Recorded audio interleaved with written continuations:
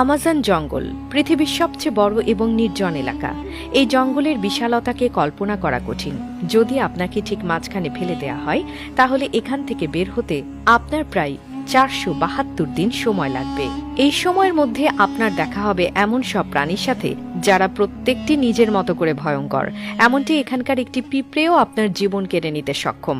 Amazon জঙ্গল প্রায় 55 লাখ বর্গ কিলোমিটার এলাকা জুড়ে বিস্তৃত।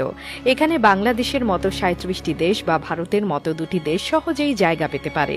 8টি দেশের মধ্যে এই জঙ্গলের বিস্তার রয়েছে: America, Brazil, Peru, Colombia, Bolivia, Venezuela, Ecuador এবং গায়ানায়। পৃথিবীর মোট অক্সিজেনের 20% আসে এই জঙ্গল থেকে।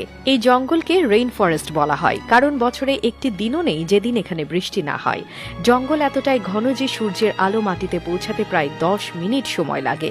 এর ফলে দিনের বেলাতেও এখানে প্রায় অন্ধকার থাকে। এখানে 40,000 প্রজাতির গাছপালা, 1300 প্রজাতির পাখি, 2200 প্রজাতির মাছ, 270 প্রজাতির স্তন্যপায়ী প্রাণী এবং 380 প্রজাতির ভয়ঙ্কর ক্ষুদ্র প্রাণীর বসবাস। জঙ্গলে আছে গ্রিন অ্যানাকোন্ডা, বিশ্বের সবচেয়ে বড় সাপ। এটি প্রায় 33 ফুট লম্বা এবং 250 কেজি ওজনের হতে পারে। এটি এমনকি নিজের চেয়ে বড় প্রাণীকেও গিলে ফেলতে পারে।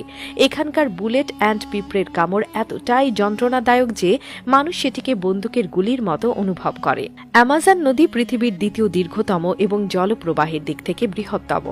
এই নদীতে প্রতি সেকেন্ডে 2,19,000 ঘনমিটার জল প্রবাহিত হয়। এতে বাস করে প্রচুর কুমির, ইলেকট্রিক ইল এবং বিরল গোলাপি ডলফিন। ইলেকট্রিক ইলের শক প্রায় 860 ভোল্ট পর্যন্ত হতে পারে, যা মানুষকে সহজেই হত্যা করতে পারে।